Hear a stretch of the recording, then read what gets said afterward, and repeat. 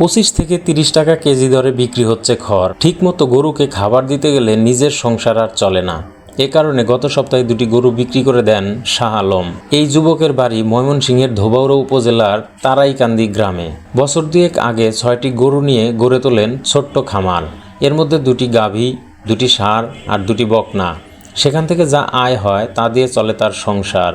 কিন্তু সাম্প্রতিক বন্যার কারণে গোখাদ্যের দাম বেড়ে যাওয়ায় বিপাকে পড়েন তিনি। গরুগুলোকে আগের মতো খাবার দিতে পারেন না। শুধু শাহ আলম নন, ময়মনসিংহের সীমান্তবর্তী হালুয়াঘাট ধোবাউড়া উপজেলায় তার মতো অনেক খামারি গোখাদ্যের দাম বৃদ্ধি ও খড় সংকটে খামারে আগ্রহ হারিয়ে ফেলছেন। বাধ্য হয়ে গরু বিক্রি করে দিচ্ছেন অনেকে।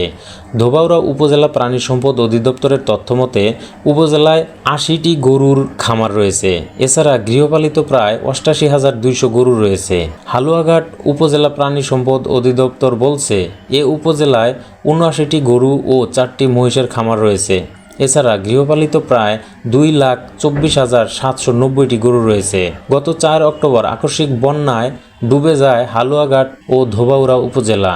এতে গোখাদ্যের তীব্র সংকট দেখা দেয়। খড়ের দাম দিন দিন বেড়ে যাওয়ায় হতাশ খামারি ও প্রান্তিক গরু পালনকারীরা। ফলে লোকসান দিয়েই গরু বিক্রি করতে বাধ্য হচ্ছেন তারা। হালুয়াঘাটের ধারা, নাগল, ধুরাইল, সাকুয়াই ও ধোবাউড়া উপজেলার গোয়াতলা বাজার ঘুরে দেখা গেছে প্রতি আটি খড় বিক্রি হচ্ছে 18 থেকে 20 টাকা দরে।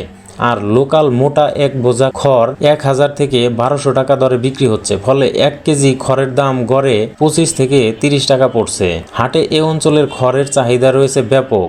দূর দূরান্ত থেকেই খড় বেশি দামে কিনতে হয় বলে দাবি বিক্রেতাদের। গত শনিবার হালুয়াঘাটের সাকুয়াই হাটে কথা হয় বনগ্রামের খামারি নুরুল ইসলামের সঙ্গে। তিনি বলেন, গরু না বেচে করবাম কি?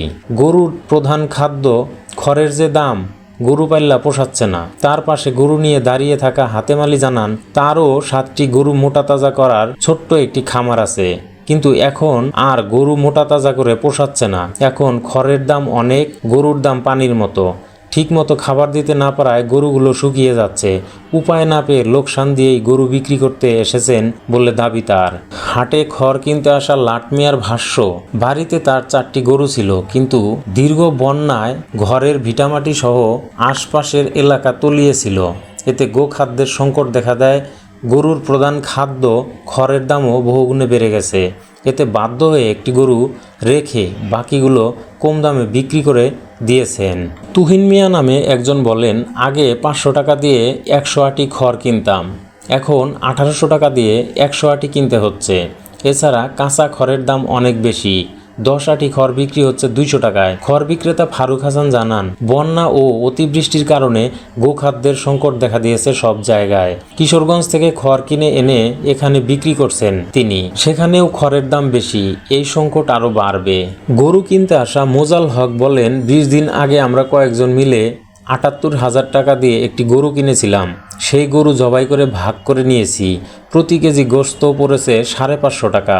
আরেকটি গরু কেনার জন্য এলাম, তবে আজ 1 লাখ টাকার ওপরে কিনব।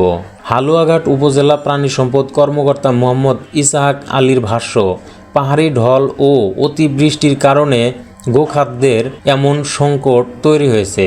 খামারি ও প্রান্তিক গরু পালনকারীদের বিভিন্ন ধরনের পরামর্শ দেওয়া হচ্ছে। সড়কের ঢাল, পুকুর পাড়ের অব্যবহৃত জায়গায় নেপিয়ার জাতীয় ঘাস চাষে উৎসাহ দেওয়া হচ্ছে। একই ধরনের কথা বলেন ধোবাউড়া উপজেলা প্রাণী সম্পদ কর্মকর্তাও। তথ্যচিত্রে রফিকুল্লাহ চৌধুরী মানিক।